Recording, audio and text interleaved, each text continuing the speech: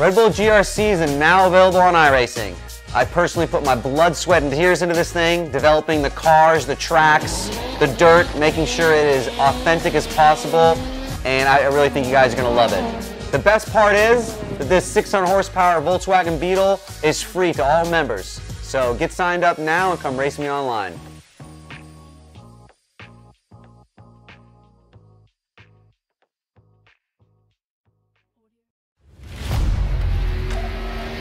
The yellow flag is out. Pit road is now open. Keep your eye on those gauges. We'll give you 4 tyres. 3, 2, 1, now.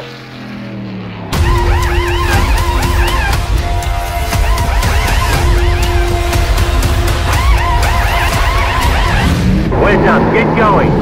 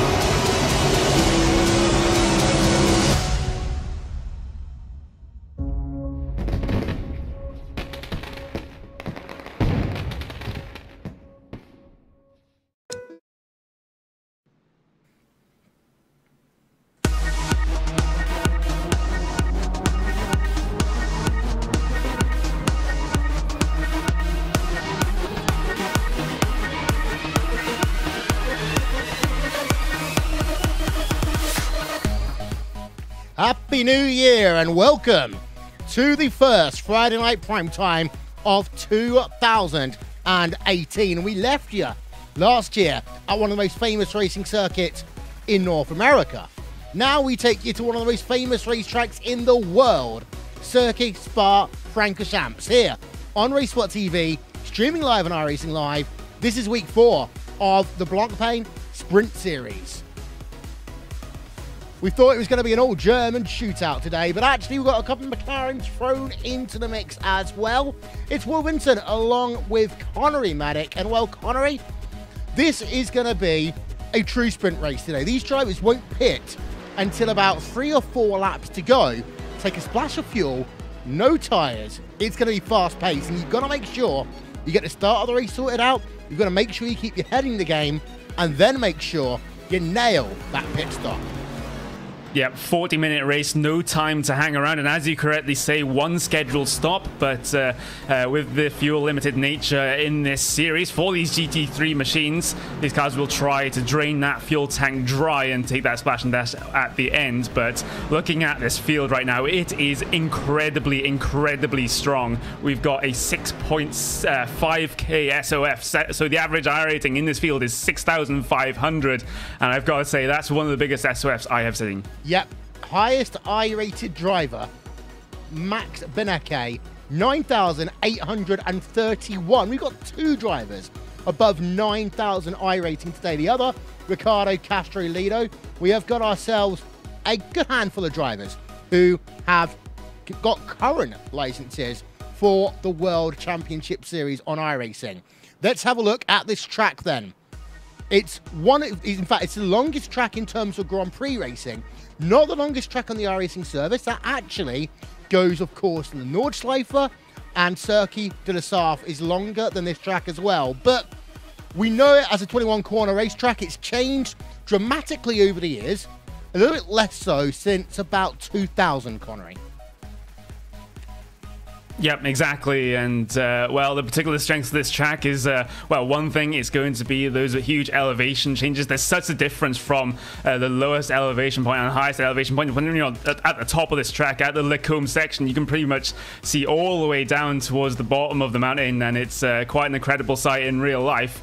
But you've also got such a variety of corners on this racetrack as well. You've got fast chicanes, sweeping chicanes, some medium speed left-handers, right-handers. You've also got that high-speed double left of Pujon as well, and then you've got the slow speed bus stop at the end of the lap as well, so it does challenge all aspects of a driver's ability. You know what, I went to Spa a couple of years ago and you just saw that on the shot that we had. The elevation change between the bus stop chicane and the run down to Air Rouge is really steep, and if you've ever walked up from the track through the infield where you've got all the trailers and everything, you know just how hard a walk that is up the hill.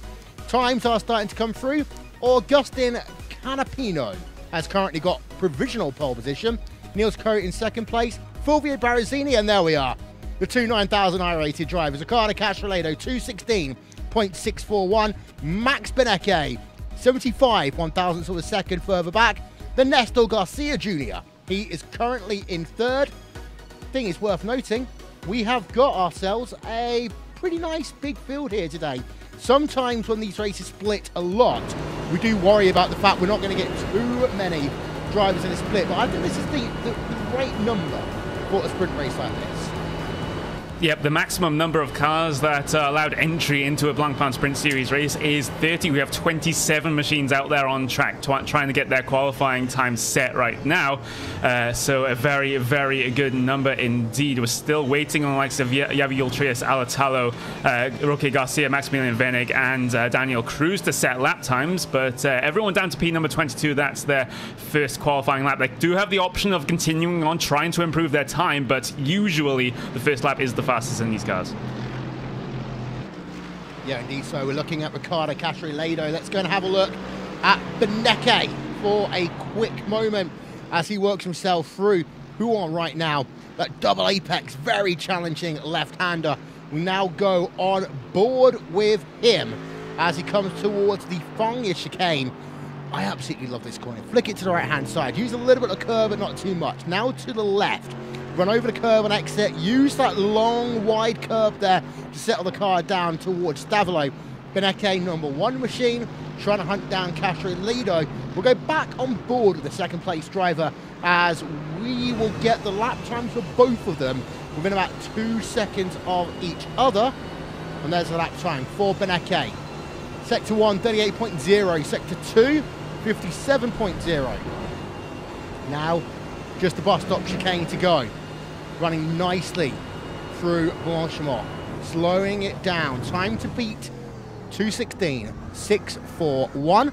Out of the final corner then. Let's have a look. Castrolado.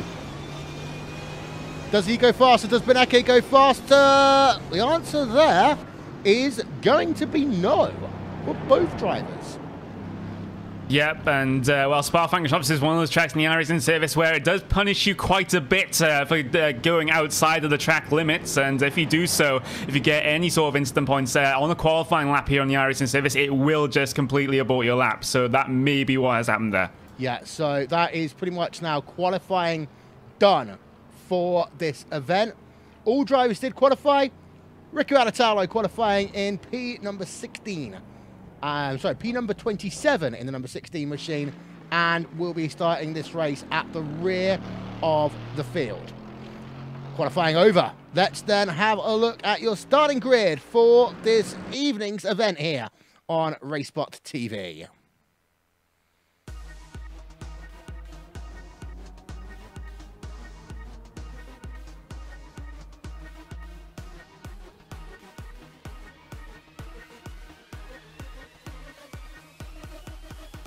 Well, Riccardo Castrolado then, qualifying time 2:16.641, has pole position ahead of Max Benecke. Row number 2 will be Maximilian Wenig alongside Nestor Garcia Jr.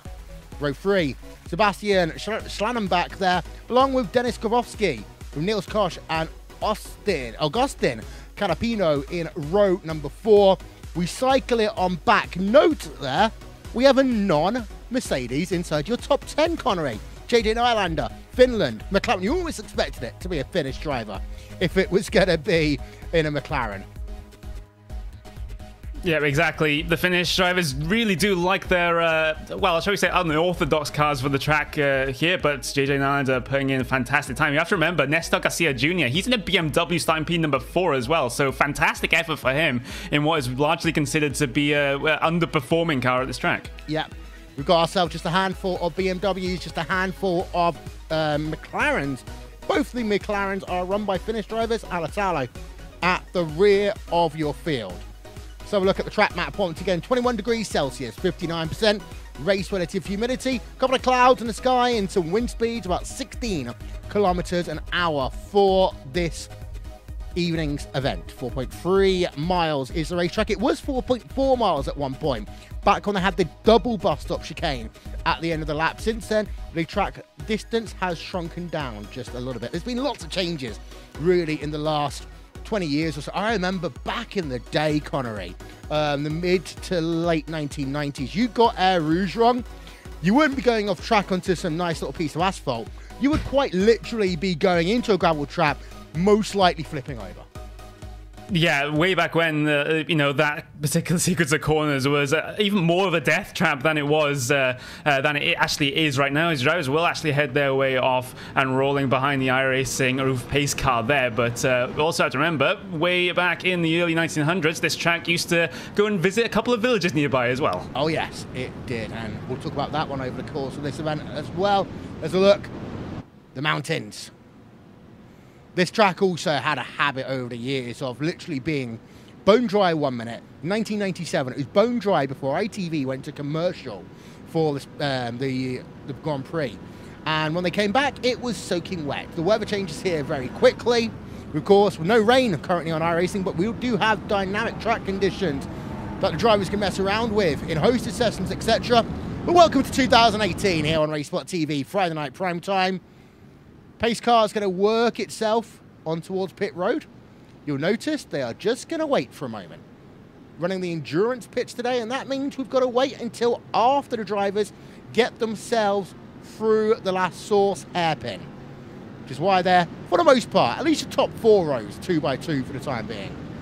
Pace car's actually got about a 200-yard advantage right now. Oh, a bit of brake checking actually coming out of last source. This will give a huge advantage to the #1 machine of Beneke. As the green flag's in the air, we go racing as, Castro Lido is leading the way, but what that did is it enabled Beneke to fall right into line as drivers now work themselves through Air Rouge, up the hill to Radioff for the first time, and now it's that long draft run towards the Lacombe hairpin and Lacombe complex even. And, well, Castro Lido does have the advantage, but that kind of helped out Beneke, the fact he didn't have much pressure alongside him at the start of that one.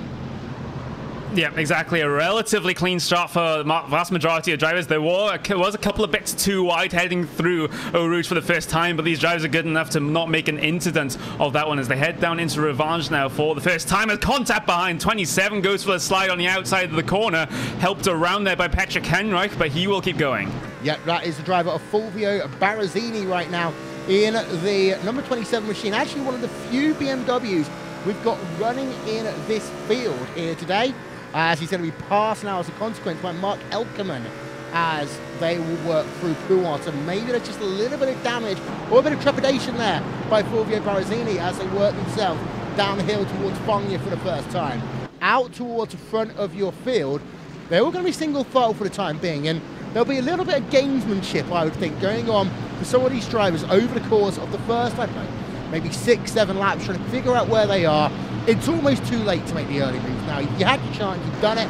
Now it's a case of what can you do to keep your position and your momentum going before that crucial one and only pit stop. Yeah, your big opportunity for early moves was heading down into Lecombe for the first time, and of course into Rivage for the first time, as the rest of the lap isn't really suited for overtaking apart from the bus stop chicane. As looking back at the number 14, he has a run out of the corner. This is Javi Ultreas looking down towards the inside of the bus stop. Defensive line by Brarazini, though, has to be forced around the outside for the first apex. Will get the inside for the second apex, and perhaps just start off this move right now. Good run off the corner, but Ultreas is still there, looking for the inside into La Source. Yeah, indeed so. So we have just got a quick reset we need to do, ladies and gentlemen, of our live timing and scoring, and before we get that one live for you. But the good news is then it's been a very, very calm and clean start to this motor race. Most of these drivers have gotten through without any incident. Barazini, who actually talked about it a few times, he is the one that we have seen have a moment. That was down, of course, at Rivage on lap number 1 of this event. Drafting side by side a little bit there. That's between the number 8 and number 9 machines. Behind, you've got Niels Koch as well, going with Dennis Gabrowski. What's happening?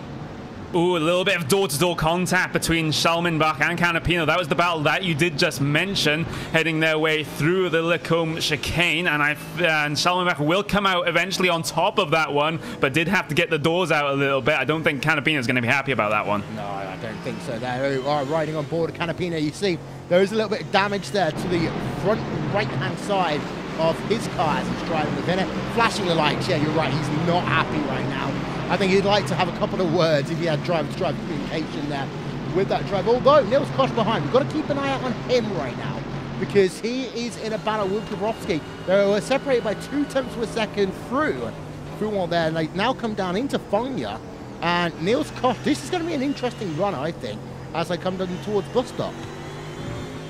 Yep, Niels Koch hasn't been really making any moves so far in this race. He's still in, actually he's dropped 1 position on his qualifying position at this moment in time. So I don't think it's going to be concerning him too much though, but with a 40-minute race, maybe he has to be thinking about trying to gain some ground back soon, as he still tries to draft with Dennis Gabrowski coming up towards Blancpain now. I don't think he's going to be close enough heading down to the bus stop unless he gets a monster run through, and he does. Look how much momentum he can carry through that very fast left-hander, but Gabrowski driving very, very well, just blocks the lane there coming down in towards the bus stop and denies Koch the chance. In fact, in times like that, what you want to do is almost force the driver ahead of you to outbraking themselves down into the bus stop chicane. They've seen that one so many times over the years, with drivers thinking, okay, I've survived that move, and then all of a sudden they've just missed the apex into the bus stop. Yeah, exactly. That's just the sort of the mind games like the drivers like to play with each other. Just having a little bit of a look towards the inside, even though you know you're not going for the move. Maybe it's just worth doing that sometimes, just to scare your opponent into outbraking themselves, just as you say. And we could see yet more of that starting to go on, as well as still watching Koch. He has the absolute pace over Gabrowski right now, I have to feel, but he's going to just lift out here, just saving fuel. Side by side ahead, though. That was the number 5 of Nestor Garcia Jr. Trying to defend from Maximilian Venig. Does successfully defend coming down into Lecombe, but Venig looking very quick. Yeah, Rico Alatalo with his McLaren. Got that entry curb into Air Rouge completely wrong. Slammed, he basically skidded all the way up Air Rouge into Radio, and he'd actually gained up a couple of places before that incident as well. You can see he had 1, 2, 3, 4, 5 positions that he'd made up, not including drivers on pit road. So that was a gain of 7 by Alatalo. As soon as that McLaren starts sliding on you, there's always absolutely nothing you can do. He is now down at the rear end of your field, but we're still looking at this 1, 2, 3, 4, 5. I would classify a horse battle going on. P number 3, Nestor Garcia Jr. is the one who leads that one over Max Wenig right now. We've got to be impressed actually by Garcia Jr. on one hand, in the fact that he has been able to hold off a lot of these Mercedes drivers who are, in theory, just slightly better suited to this track, although they all are all now 1.4 seconds behind your leading duo. Yeah, typically the BMW is much faster through the corners, but it just severely lacks in straight line speed. And you can just see the Mercedes always on these 100% throttle sections, just always catching. But Garcia is making the most of these slow speed corners here in the middle of the lap, and of course the end of the lap with the bus stop chicane to try and keep himself ahead. But once Venig gets within more than touching distance, he's going to just blow by either the right or left hand side. Yeah, I wouldn't be surprised if that would happen this lap, maybe next lap, and that will just start a chain reaction with all the drivers around him. Let's have another look then from the rear of Néstor Garcia Jr. And this is the live gap as it's about 4 tenths per second at the bottom of the hill. You see, actually, he gains a couple of hundredths through Air Rouge just because that car's a bit more stable. Second they come out of Radial, this is where the advantage will go to Wenig. Down to just under 3 tenths per second. Defensive line being taken by Garcia Jr. Down to even Stevens into the corner. Wenig is going to have to make that pass, I believe, on the outside, and he needs to be about a quarter of a second behind coming out of Radial in order to make it work. But that was the first indication we've had so far today. Yep, it is. And if you look at this group's lap times compared to the leaders are running 217.3s, 217.4s. These guys are running 218.2s. So you have to feel that Venig is getting held up here. So is Schallenbach and Canapino behind. But Venig, you just can't find a way through. Garcia is driving that car like a BMW brick wall in front of him. Just no way by for the number 17. And if he doesn't get past in the next lap or so, then those leaders are pretty much gone. Yeah, I also saw a lot of bunching up there down at Rivard. A lot of drivers behind are also starting to get frustrated. They know it will take one driver to make that move, the one at the front, and then everyone else will probably be able to start following through pretty quickly. But it does seem to be that there are a lot of drivers, like Coach, for example, Gravoski, Canapino, are all just sat there thinking, come on, make the move already. Yep, and I don't think Néstor Garcia is going to be doing them any favors at all. The Iberica Racing driver has been fantastic in the first 4 laps of this event. You can just see the overspeed again heading down into Blanchimont, but Venig actually had to brake in the middle of the apex there, had to track out a little bit too wide, and the compromises run down towards the bus stop, but still no opportunity for him to hit his way through. His contact behind Canapino into the back of Schallenbach, all stacks up through the bus stop. That was a mess. Yeah, we were on board at the time when that incident happened with Schallenbach there, and Canapino will get another replay from up above coming into the bus stop chicane. This is what we saw on board with Canapino, just turning around that number 9 machine. And I feel bad for Schallenbach at that position, because with this field as stacked up as it is, he's lost himself, what, 8, 9 positions almost? So he really did miss out as a consequence of that. We'll try and get ourselves one more look on board. This is Schallenbach's position. Slow speed spin. Not going to be much damage to that car. You see, we almost had another one there with JJ Nylander. Oh, Venig's through. In fact, let's go and have a look at that one then. We'll go back to the replay. We'll show it to you as it would have happened. Up the hill. And this is what Wenig needed to do. I think with the pressure gone behind, he could go on the attack. He got himself to run, moved himself to the outside, and he got to a position he was clear before he got to the braking zone for Lecombe there. And that's exactly what he needed to do. Good run down at the bottom of the hill translates up to success at the top. Yeah, and that's exactly what I was talking about. There's nothing that Garcia could really do once that Mercedes gets a very good run coming out of that particular section. That they're just at such a straight line speed deficit that it's pretty much undefendable, even though Garcia has been doing a good job of it coming down in the previous couple of laps there. But once that overspeed gets too much, there is nothing that he could have done. Now, Maximilian Venig, he has no focus on trying to catch those top 2. We'll see in the next couple of laps what his lap times are like compared to your 2 leaders. Of course, he's hit the car ahead of him is going to be his teammate of Maximilian Benecke in that Pure Racing team car. There isn't actually an Asher Racing scheme there on Maximilian Benecke car. It's actually both PRT cars.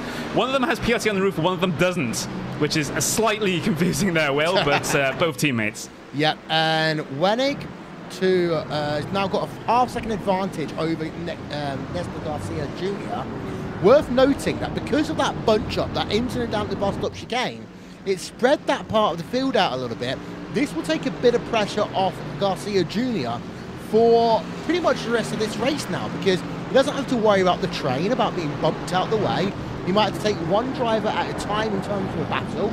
Even if it does bunch up, he's safer for now than he was earlier. Just to let you know, as I talked about earlier, JJ Nylander was a driver who almost got into that incident. We saw the back end of that McLaren step out a little bit through the centre of the bus stop chicane, was able to hold on, a little bit of contact. Don't see anything too bad that is going to hurt that number 6 car though. No, I don't think so. As McLaren, one of the strongest cars in a straight line, is behind. Terrible run from the 22 Roy Kolber here. Patrick Henry has to pass around the outside, coming down into Lecombe. Both break at pretty much exactly the same point. Henry has his work cut out here, but does wrestle the inside line for the second apex away from Kolbe, as Kolbe tries to find the inside for Malmedy, but he's not going to find it at all. A little bit obviously off the corner, puts him under threat from Mark Elkelman behind, coming down into Rivage, but that battle is just going to fizzle out. No side-by-side through here, but a mistake for Kolbe means he loses one position. Nice little scrap going on there, down in your mid-pack, battling for the last position actually inside your top 10. You can see Elkelman trying to make a very opportunistic move on the run down into Pool. That's because of the fact that Kolbe is a bit slow actually out of no-name corner. He just doesn't seem to be able to get the power down out of those slow to medium speed corners, Conway, and that will really hurt you at a racetrack like this. Yeah, it really would do so, as the track temperatures aren't too bad for iRacing standards. So it's, you know, in the case of it being so hot, that means there'd just be so much less grip out there. But relatively standard as iRacing weather goes, but that car still seems to be a little bit tail happy. The rest of the Mercedes are looking relatively okay in terms of that. So maybe something in the setup that Roy Kolbe just hasn't really gotten perfect that has meant that he has dropped a couple of positions here. Is again good run from Eckelman coming up to Blancpain. Not going to have the opportunity though. No Max Verstappen moves around the outside there. Well, no, and just ahead, by the way, we have Bruno De Carmo in P number 7, scrapping it out with Dennis Grabowski. This is close battle between Central Eastern European number 10 machine of Grabowski and Bruno De Carmo from Club Brazil.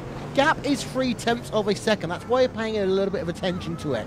Now, De Carmo does get a little bit loose on the exit of La Source. It can happen quite a bit in these Mercedes. But if you get a gap around about this, coming off the top of the hill, then you might be in luck. The only thing for De Carmo is Grabowski has a tiny bit of draft from Niels Koch. It's about 0.8 of a second. But De Carmo should get a very good run now as they work down towards the Francorchamps chicane. Not Francorchamps chicane, sorry, Lecombe. This is why we've had Christmas New Year. I'm all out of sync now. Going to the outside is Bruno De Carmo. Can he make it work? No. Pushes just out a little bit. You always want to pinch that driver on the inside, to the inside there, Connery. It's a dangerous tactic to do, but if you have got people who you can respect and run closely with, that's the way of passing on the outside. Yeah, more often than not, that seems to be the case. As long as you can trust the drivers that you're racing around, you can pull off perhaps risky moves like that one. But I'm just having a quick look at Dennis Grabowski's front end right now. That the hood of the car is just pushed up a bit of bumper damage as well. That's going to affect him slightly aerodynamically, both through the high-speed corners and through on the straights as well. But it's not going to affect him all too much. But it could be the slight advantage that Bruno De Carmo needs to get himself past. Lap times last time by 1/10 of a second advantage to the 20 machine. So very, very close on pace. I can't wait to see who comes out on top of this one. See, now they've come out of the Francorchamps chicane. We're back in the groove, ladies and gentlemen, as we are about just over 15 minutes then into this 40-minute sprint event. For those of you just joining us, welcome to 2018 on RaceSpotTV. Wolfenson along with Connery Maddock, and let's not forget, these drivers will have to make a pit stop. We will not see many drivers coming in at the halfway point. Tyres won't be a big issue here today. What will be interesting to note is how perfect do they get it on the fuel? Because you always know, Conway, that these people who's been sat in tow all race long, who saved a bit of fuel, they will try and undercut. Yes, you'll gain a second and a half, but it is a risky strategy. The pit stop phase could be absolutely crucial here. You can save a little bit more fuel at this track than perhaps a couple of others on the schedule, thanks to the very long straights. But we will just see who comes out on top of that one, because it's not going to make much of a difference in terms of when you pit. It's how much fuel that you'll be putting in the stops at that pit stop, which could be a big factor. If you take a couple of liters less fuel, that means a couple of seconds, or rather tenths of a second less while stationary in the box, and a quicker pit stop time. Yeah, let's have a look then at your movers and shakers in the event so far today. Top 4, well, they are where they started. There was a little bit of argy-bargy brake checking going on at the start of this event that could have caused a huge issue. Thankfully, we didn't have any. Augustin Canapino, he's up 3 places here today, as Bruno De Carmo is up 4 also. We're actually going to go on board of him again right now as we work through your movers and shakers. Up 4 places, Mike Elkerman, we talked about him. Sebastian Schlangenbach is down 8 places as a consequence of an incident down at the bus stop chicane. And there is a look at the rest of the drivers. Down 10 places for Solari and Arana. They are out of this motor race. And Atala is up 2 places. He was actually up 7 at one point. However, he had a spin down at Eau Rouge. Back we go then to the race. And the Carmo, as I say, right behind Gorbrowski still. They're not close enough. I want to check in on your leaders for a moment. First of all, I want to have a look at the lap times between P number 1 and P number 2. They are very, very close, Connery. About a 10th here, 10th there, trading back lap times, back and forth. It's only recently just gone over a second between P1 and P2. Yeah, it's, as I said, just gone over a second, but I've seen it dip below a second, go back over a second, dip below a second. So, as you say, these guys really are just trading the lap times at the front here. So, the pit stop phase could be the only thing that separates these drivers out here. But we're still going to be waiting another 6-7 laps for that one to happen. Around about lap number 14, lap number 15, we'll expect these drivers in. We're expecting around about 19 laps for this event. We've got one in. That is the driver of JJ Nylander there. The McLaren going off kilter. Perhaps just trying to see whether he can work in a little bit of clean air. We'll keep an eye out on that one. P2 to P3. Let's have a look at the gaps. And, well, we thought that when Wennick was going to get clear of Nestor Garcia Jr., he was actually going to start closing up a little bit on Beneke et al. He's not doing so. He's actually lost a third of a second, just over that, over the course of the last 3 laps. It's not a lot, but it's a lot enough to be noticeable. Yeah, it really is, and his lap times last time by weren't all that bad. Only, you know, sort of 1.5 tenths of a second off the leader, but he's definitely not catching with doing that, and is just leaving Nestor Garcia right there in his slipstream now.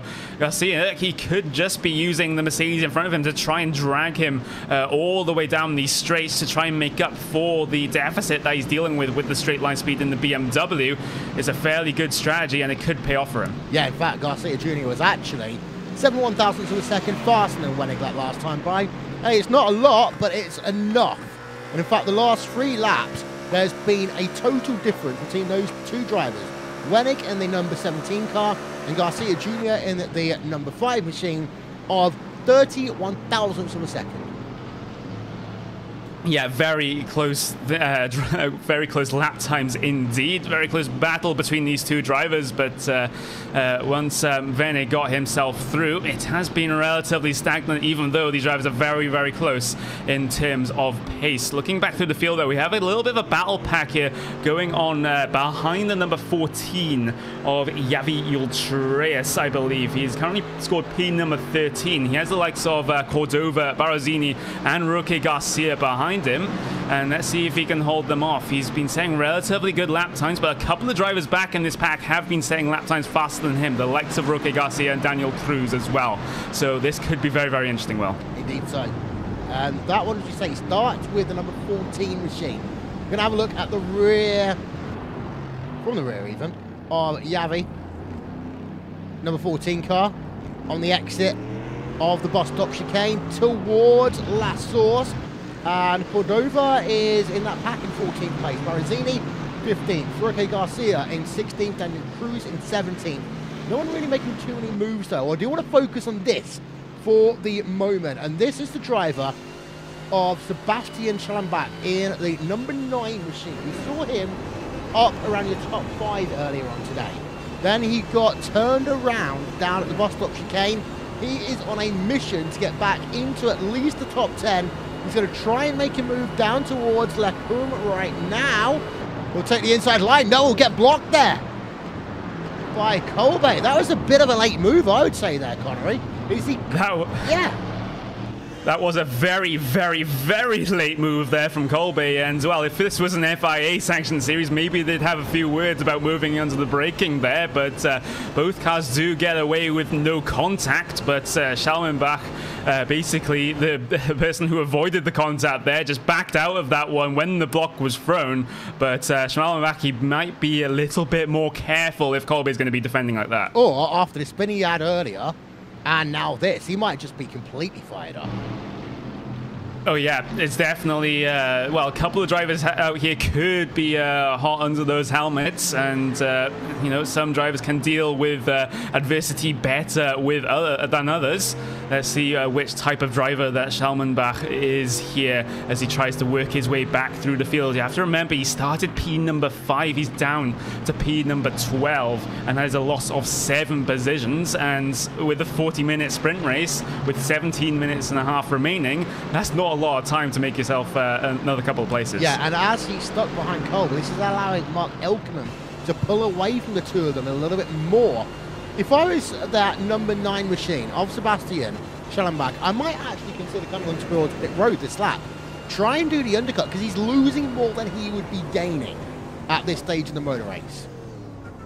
Yeah, there could definitely be an option that's open to him. He will miss pit road this time by, and he will continue on his way, so he's not going to do the undercut at least this lap, but I think it would be a good idea as well to try and split this one a little bit earlier, as number 27, I believe, there, actually having a couple of issues. I just saw him drop down my timing screens. In fact, there was almost a little bit of contact heading through the bus stop. In fact, there was a bit of contact heading through the bus stop between himself and Roque Garcia, and then heading down into the last source, it was side by side between Cruz and Garcia, but everything else just stays as it is.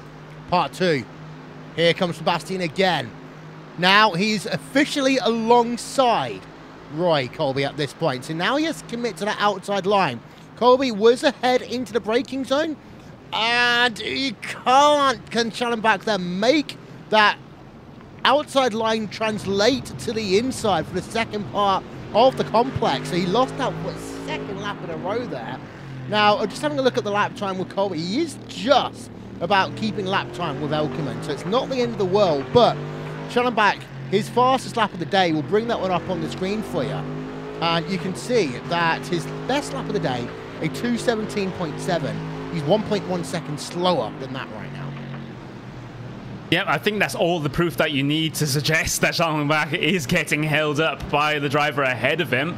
And, well, the driver ahead of that, Mark Elkman, he's, well, the same team as Schallenbach, so he could be asking for a couple of favors here from Elkman to try and do something about Colby. Of course, nothing untoward, like a little bit of contact, but just a little bit of help to get Schallenbach back into a position where he can make this pass for P number 11. Yep, just behind you got yourself the driver of Cordova, number 12, driver representing Club Iberia.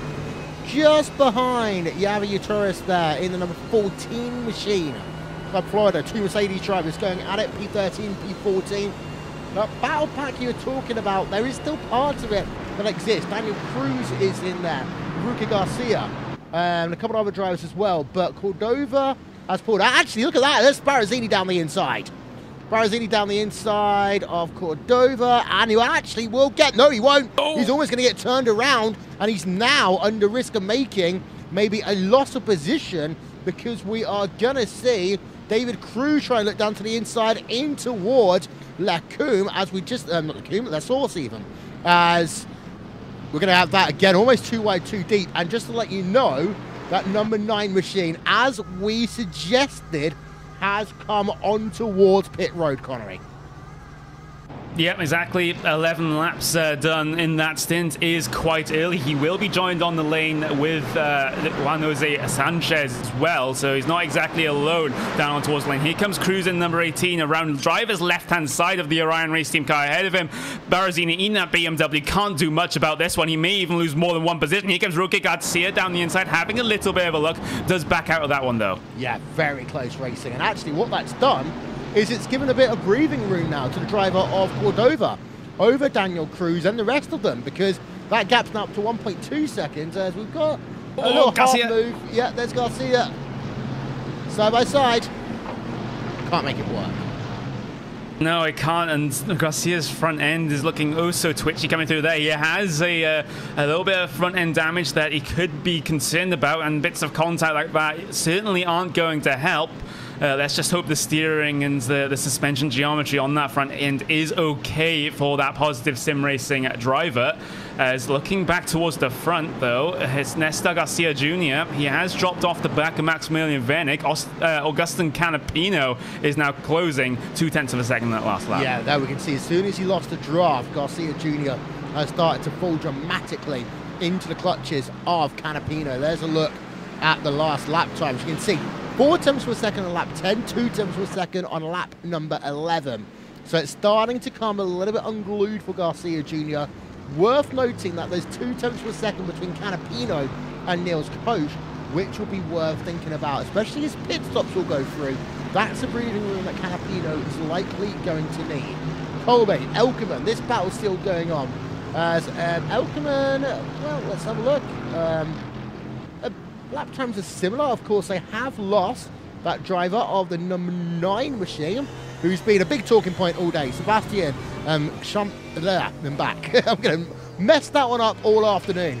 But having a look at his pit stop times, 1:07 on the lane, 7.4 second pit stop. Worth noting that even when you take into account the longer pit stops done by JJ Nylander and Juan Jose Sanchez, that was the fastest lane-to-lane that we've seen all day in comparison. Yep, it was. And speaking of being on the pit lane, Roque Garcia, Tony Reposado have decided that now is a good time to do their service. Again, a little bit early. The rest of your drivers will be looking to come in the next 2 laps there or thereabouts. So Garcia and Reposado trying to get the jump, trying to get a slight undercut. Of course, the undercut isn't going to be as effective here because you do not take tires in these stops. It's just a case of if you're being held up by a driver ahead of you, you might as well pit now, try and get some clear air, and try and overtake them when they come to their pit stops. Yeah, Canapino versus Nestor Garcia Jr. That one's now come down to 4 tenths of a second. Let's not forget, of course, that Canapino did get himself a bit of damage at the start of this motor race. Just going to highlight that one for you on the screen, he says. As you just see, around there, driver's right-hand side. Now, he's going to have to make sure that he doesn't try and get any repairs done on that, because even just trying to, bend that back into shape, that will take about 5 or 6 seconds in a race where every second will mean everything here today. Coming on and off of pit road, it seems easy at Spa. I actually think coming out of pit road is when you've really got to have that defensive and spatial awareness hat on you. Yeah, you got to be so careful on pit exit here, because the speed difference between yourself coming off of pit road and drivers coming out of the Eau Rouge and Radon section is so different. You have to be so careful with rejoining the track here, and the pit exit itself is quite difficult because you do have to get the car slowed down for a little bit of kink in that one, as drivers do head their way down towards lane. All 3 leaders, all 5 leaders, as this is the time where we see a very busy pit lane. Yeah, and this is what some other drivers wanted to avoid as well. There's Bruno De Carmo. We saw him live coming on towards pit road. There is your race leader, Ricardo Castro-Ledo. Now, you're unlikely to gain a second on pit road or so. In fact, Ben Eke was closer to 2 seconds behind than he was 1 when we entered this pit stop sequence. On the lane itself, they're currently separated by 1.9 seconds. Coming down towards their pit stalls. It's actually a downhill pit stall here, so you got to make sure you get those brakes tight as you come down into your pit stall, because I've seen it before, drivers just overshooting a little bit. You lose a lot of time if you outbrake yourself here.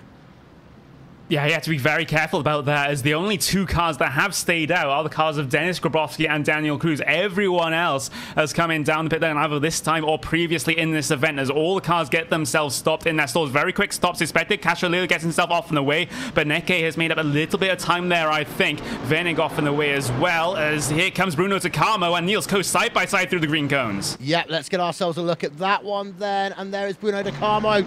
He's just going to miss out, but can he now use that bit of draft he will get to his advantage? No, I don't think he will. 7.7 second pit stop. He actually undercut himself a little bit there, as he was almost 0.8 of a second faster on pit road. Want to see that one again?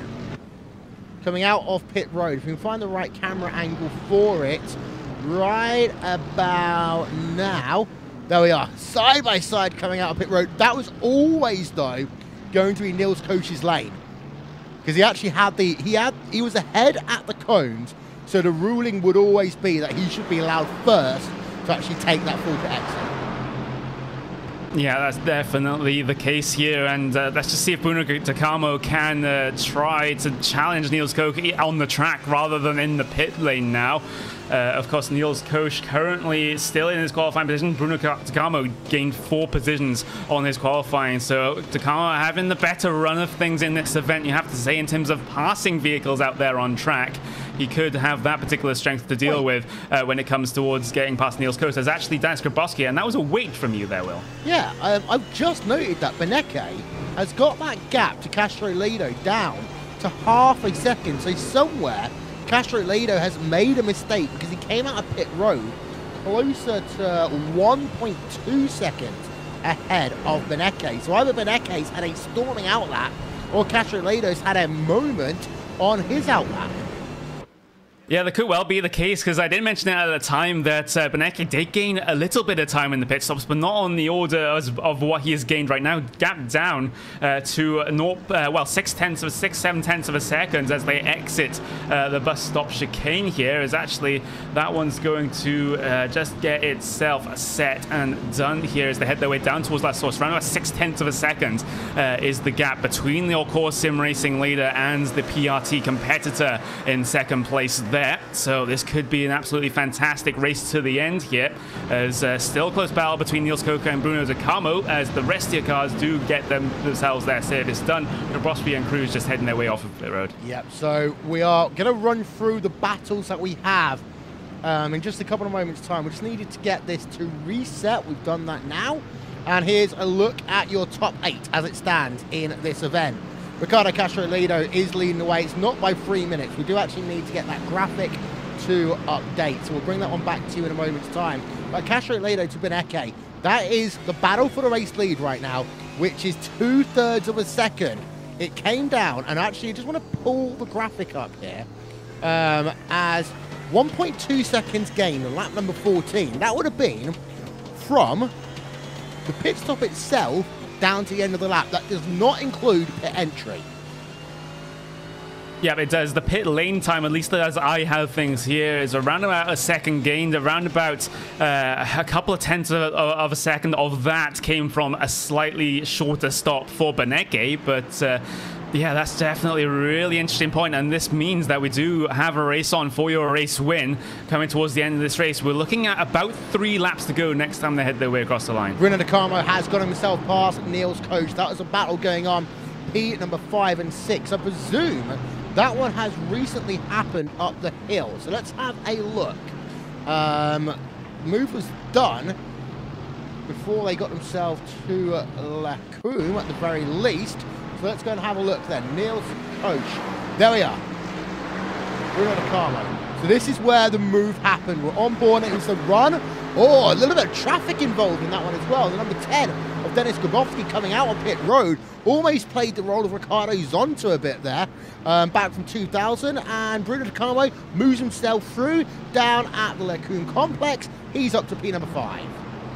That's why you have to be so careful coming off of pit lane here. There, we did mention it just a couple of laps ago when the pit stop phase was on. It's actually back to this battle, the same battle. Niels Koch now side by side, coming across the pit straight with Bruno Ducamo. This is the reply that he needs. Down onto the brakes into the last source, has to be forced around the outside here of Ducamo as he gets a huge amount of oversteer coming off the corner, trying to get the traction down. He's still placing his car, driver's left-hand side, maybe to scare Bruno Ducamo, but he doesn't have the momentum to make any move coming into Eau Rouge. So he's just going to be stick behind for now, try and get the run out of Radillon as he does drop back through those couple of apexes there. Still close enough to make this draft pass down the Camel Straight though. Yeah, it's going to be very close. Defensive line being taken by Niels Koch. Let's have a look at our aerial coverage. They're not going to go free wide just yet, but Niels Koch has got to remember that if he makes a bit of a mistake down in any one of these passing opportunities, he will lose a position, most likely, to Dennis Gavrovsky. Gavrovsky's there. He's just sat there hounding both of these drivers. Like, go on, guys.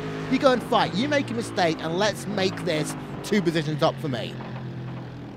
Yeah, as they get absolutely nose to bumper, heading through the right-hander of Rivage into no-name corner, and Koch trying to find any chink in Ducamo's armor right now, but nothing is really being successful for him at this moment in time as they head their way through Pau on the double apex left-hander down the hill. You can carry so much momentum here, especially in high downforce Formula cars. Not so much in these cars, but it is still a very exciting trip to take down into Lafagna. Now, still no gaps because you can't really overtake at this part of the circuit. Basically one line all the way through here. Koch has to be thinking now out of Blanchimont down into the bus stop potentially, and if that doesn't happen, another attempt into Lecombe. Yep, give you an update. Beneke's fallen back outside of a second over Ricardo Castrolido.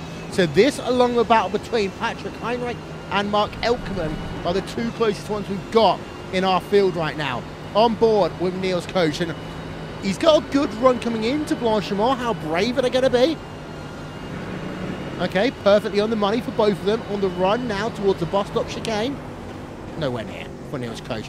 I'm just going to make a bit of joke here. You know, we often talk about the fact that having a RaceSpotTV sticker on your car will make you 2 tenths of a second faster. There were 4 RaceSpotTV stickers on Bruno Ducamo's car. That could be making all the difference here to try and keep the car of Niels Koch behind him, as down to the last source they'll go for the 17th time in this event. Around about 2 laps to go for these guys, so Koch just can't hang around right now. And Carmo, with a good run off of last source, does start off the move coming down in towards Eau Rouge, and you only want to be going side by side through Eau Rouge if it's a last-ditch effort. You don't want to be doing it any earlier than the final lap, otherwise it could end in tears. Yeah, JJ Nylander moved up to P number 11. We saw that one down at La Source, making the move over Roy Kolb. So Colby now is back down into number 12 in this field here today. No one, and I think what's happening right now is Niels Koch is just settling down and waiting for the next final lap to make a surprise move. Drivers behind Patrick Heinrich and Mark Elkerman, well, these 2 are teammates, so it'll be interesting to know how hard these 2 fight together. Worth noting, as we've been talking about him all day long, driver is back now in the top 10 of Sebastian Schalmenbach, as he has worked himself back from, what, 13th at one point? Only issue is he's 2 seconds behind the guys ahead of him. So that's pretty much it for him, unless a driver ahead in the field now has an incident. With 1 minute to go. Yep, well, it's going to be that amount of time in about 1.5 laps. I don't think it's going to happen, as something has happened to Cordova here in the number 12. I believe that is a disqualification for going over the incident limit. And, the number 12, absolutely heartbreaking for him. As we're now, for the leaders, we're coming up to the Blanchimont for the second to last time here. Nothing, unless Beneke gets absolutely monster lap here and Castrolido has an absolute mare of one, I don't think Beneke could challenge, but we'll still have a keep a look on it. The closest battle towards the front, that is on right now. Ducamo versus Koch. They are coming out to Blanchimont, but Koch has dropped off the back a bit. Yeah, it's worth noting in this event that the start and the finish lines, let's put them in 2 different places, shall we? Castrolido then going to head himself down. 1 more lap to go in this event today. You can see the play clock ticking down to 5, 4, 3, 2, and 1. So, time has expired. The lap that these guys are on, that is the last lap that they will run after they cross the start-finish line. Here is a look at your top 8 as it stands. We've got it right now for you. Castro Lido leads by 1.4 seconds over Max Benecke. Max Wanig is in 3rd place. Nestor Garcia Jr. in 4th. Bruno De Carmo in 5th. Niels Koch in 6th place. Dennis Grabowski in 7th. And Patrick Heinrich in 8th. Closest battle we have got on your field, the one we are going to focus on for this last lap, is one that actually he is nowhere near close enough, is Niels Koch. No, he had a terrible run coming through Eau Rouge. Actually slid slightly coming off of the top of the hill there. Fantastic to try and hold that car and not lose too much time. And now he definitely has his work cut out now because, you know, this is one of the other overtaking spots down into Rivage, but he can't make it work. Not close enough coming down into the. He'll try and gain as much time on the brakes as possible to try and close that nose right up to the rear bumper of De Carmo. But De Carmo has been driving brilliantly so far this event. The Brazilian driver really showing what he's made of. Tracks off a little bit wide there coming through No Name. Have to be careful with the incidents coming through there. We've already seen one driver fall victim to the instant limit. Maybe De Carmo has a couple more to play with to try and secure his P number 5 spot. Yeah, of course, these guys are also going to be careful about their safety ratings as well as just the incident limit, especially if you own a World Championship license tag like both of these drivers have. De Carmo is actually in a worse position in terms of safety rating right now compared to Niels Koch. He's going to be careful, but we'll keep half an eye on this battle, but we have got to, in a moment, turn our attention to your race leader. There is Ricardo Castro-Ledo. He's heading himself now down to Blancpain for the final time. Has Koch made a good run of this section of track? Stavolo 2, the answer is going to be no. Nothing yet by him. We'll keep the eye out, though, as Castro-Ledo will work himself out of the final corner for the final time. He will be your winner here today at Circuit Spa-Francorchamps. Claims victory by 1.4 seconds there over the driver of Max Benecke. Turn ourselves back to that battle. De Carmo is going to make it at the line by a 1/10 of a second. It was close, but not quite close enough there for Niels Koch. After being passed a few laps ago, could not make the retaliatory move back. Whew. Good race. Absolutely fantastic race as the rest of you guys will head their way across the line. A big gaggle of cars down in the bottom end of your top 20 decide to finish their particular races. As you said, it was very, very close between Carmo and Koch. In fact, Koch did make it side by side in the entry to the bus stop chicane, but De Carmo, with the better run through the apexes, manages to keep that particular driver behind him. Fantastic drive for him to get a top 5 after starting P number 12. Yeah, let's try and see if we can get a replay of that one for you momentarily. Here we are then. This is the run towards the final corners, the bus stop chicane on track. Let's try and pick up the right camera angle. There we are. Coming down in towards that bus stop chicane. You can see that Koch went to the outside. It was that last minute. You see it happen so often. Drivers just trying to do that. Dart around at the last moment to try and use the overspeed to their advantage and distract the driver. Got himself side by side for a tiny bit, but was not able to make the pass happen on the last lap of this motor race. And well, with that done, let's give you results here from Spa.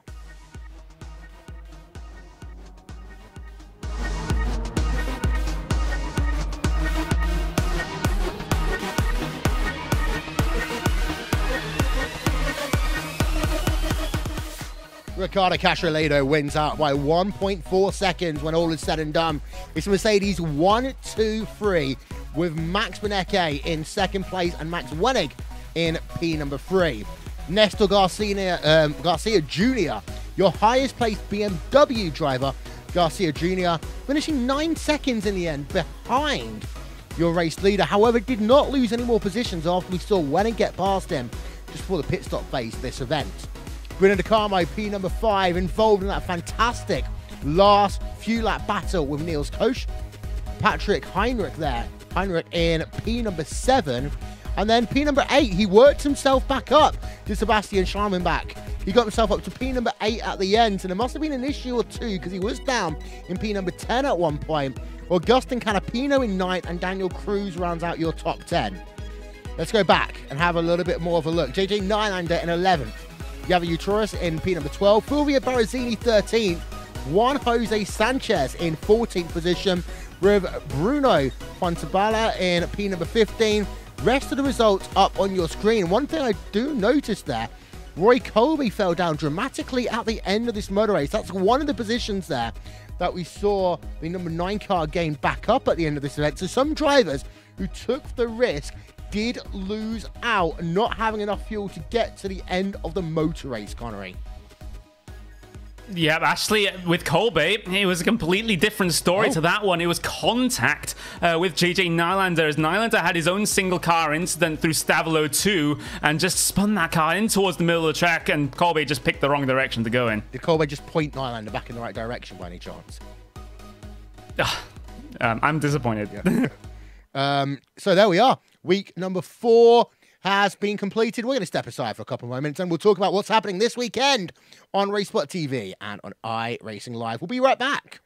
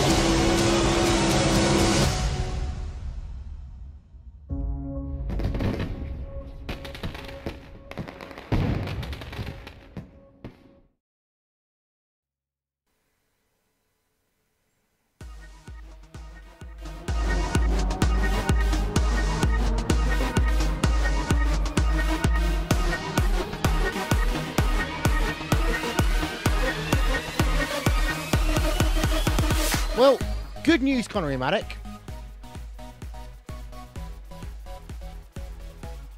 You didn't blow anything today. I, on the other half, did just a few times. Oops. You know what the funny thing is? I've done 3 24-hour races here. I've done so many World Championship events here. More events than I can possibly name. And I managed to get La Source confused with Lacombe. Lacombe confused with Fonya.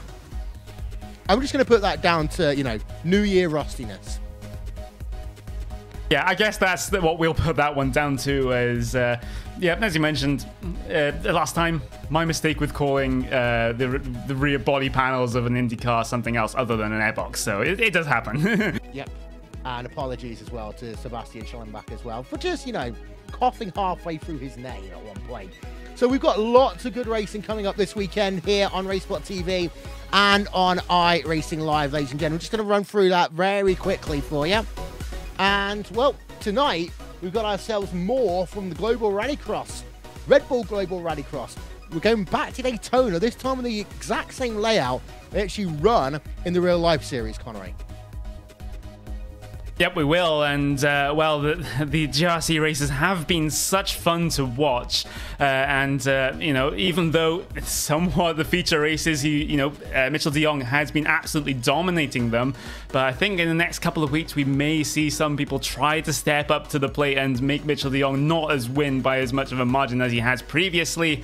Of course, I did say during the last broadcast that maybe Scott Speed had enough iRacing. Of course, it wasn't correct on that occasion, but one day I hope I am right. But that's definitely something to tune in for. You've also got the series afterwards. You've got the World of Outlaws series with the sprint cars, and of course the super late models as well, which is a fantastic event to watch. Even if you aren't normally into dirt oval racing, usually it's more of an American thing. But as a European, I just watch those races and I just think, how can these guys hold these cars through a slide that long while being so close to each other?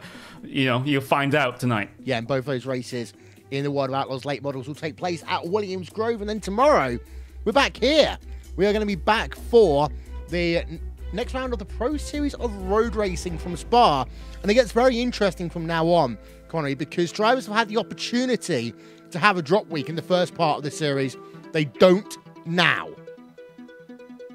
Yeah, this is going to be a very, very big for drivers, a very, very big topic that we are going to talk about when that broadcast rolls around. But this could be, these final 4 races could be the races that make or break a driver's chance to get inside of that top 10 and get that World Championship Grand Prix Series license that gets them into the top open wheel road racing series that iRacing has on its service. So those races are going to be absolute nail biters. One mistake and it could be all over. Yeah, indeed. So, and then on Sunday you've got Sports Car Open from Circuit of the Americas, as well as the 11th season of Skip Barber 2K World Cup, now presented by DES Simulation, and that means we're going to come back to Spa one more time, join Jake Sperry and myself for that one.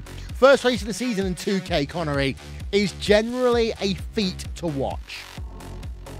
Yeah, it really is. Well, of course, the 2K series, long-time broadcasting partners of ours, and it's great to be with them for yet another season and yet another race at Spa this week. It's basically the week of Spa races, the weekend of Spa races, and I don't think anyone's going to be complaining. Yeah, we've got Joe Gibbs off-season action series at Circuit of the Americas.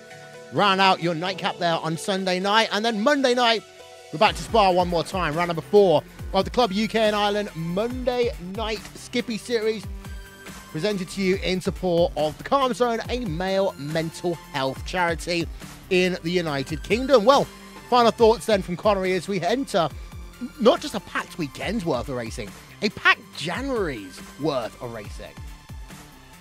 Yeah, it's absolutely crazy, even with all of the rest of the events that we have going on with the likes of the Pro Series. We've also got Sports Car Open, as you mentioned. We've got the Neo Endurance Series. We've got the first couple of iRacing special events. You got the Raw before the 24, and of course the 24 Hours of Daytona as well. It is going to be a very, very busy January for us, and a very, very good time to be an avid watcher of sim racing. Yep, can't wait to do coverage of the 24 Hours of Daytona. That will be coming your way in just a fortnight's time. The Raw before the 24 will take place 1 week from tomorrow here on RaceSpotTV. Just worth noting that there's going to be 2 broadcasts of that one. Our friends over at V8 Online will be doing coverage of the 2 AM GMT race, and then we'll do our coverage of the standard 5 PM GMT event. That'll be here on RaceSpotTV, streaming live on iRacing Live. That's all we got time for tonight. That guy over there is Connery Maddock. I am Will Vinton. We'll talk to you all next time. Goodbye.